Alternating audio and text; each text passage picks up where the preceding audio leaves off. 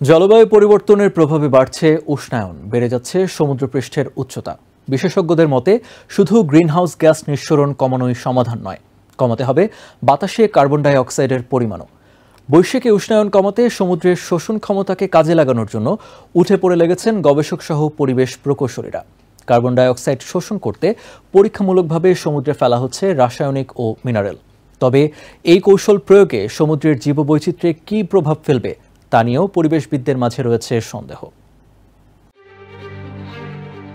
বাতাসের carbon die oxide শোষণের প্রধান উৎস হচ্ছে সমুদ্র। পৃথিবীর প্রায় 50% অক্সিজেনের যোগান দেওয়ার পাশাপাশি 25% কার্বন ডাই অক্সাইড শোষণ করে সমুদ্রগুলো। তবে সম্প্রতি মানুষের ব্যাপক নগরায়নে স্বাভাবিক ছন্দ হারিয়েছে প্রকৃতি। এই ছন্দপতনের প্রভাব প্রকৃতি জানান দিচ্ছে ভয়াবহ আকারে। একের পর এক জনপদ গ্রাস করে নিচ্ছে দাবানল, টর্নেডো, অতিবৃষ্টি, খরাসহ নানান প্রাকৃতিক দুর্যোগ। বিশ্লেষকদের মতে শুধু কার্বনের ব্যবহার কমিয়ে বাড়তি তাপমাত্রা নিয়ন্ত্রণে আনা সম্ভব নয়। প্ল্যানেটারি টেকনোলজিসের উইল ব্রাড জানান, এর জন্য কাজে লাগাতে হবে সমুদ্রের শোষণ ক্ষমতাকে। সমুদ্র স্বাভাবিকভাবে কার্বন ডাই অক্সাইড গ্যাস শোষণ করলেও কম সময়ে মানুষ এত পরিমাণ কার্বন নিঃসরণ করছে যে বিশেষজ্ঞদের ভিন্ন উপায় ভাবতে হচ্ছে। পরিবেশ বাঁচানোর তাগিদে হ্যালিফ্যাক্সের কাছে গড়ে উঠেছে প্ল্যানেটারি টেকনোলজিস নামে একটি স্টার্টআপ। তারা সমুদ্রে পরীক্ষামূলকভাবে ম্যাগনেসিয়াম অক্সাইড পাউডার ছড়িয়ে দিয়ে কার্বন ডাই অক্সাইড শোষণ ক্ষমতা বাড়ানোর চেষ্টা করছেন।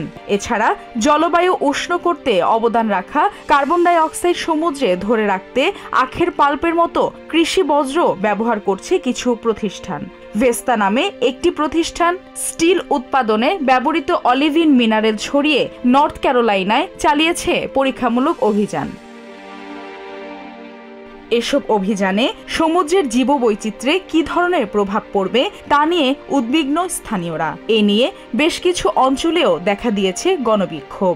এসব কৌশল একদম নতুন হওয়ায় বিশ্বজুড়ে কোনো নির্দিষ্ট নীতিমালা তৈরি হয়নি। তবে দ্রুত জলবায়ু পরিবর্তন ঠেকাতে নীতিমালার কথা চিন্তা করে সময় ক্ষেপণের সুযোগ নেই বলে মনে করেন will Brad. Maliha Chowdhury, TVN 24 news desk. New York থেকে সম্প্রচারিত TVN 24 টেলিভিশন বিশ্বজুড়ে বাঙালির কণ্ঠস্বর।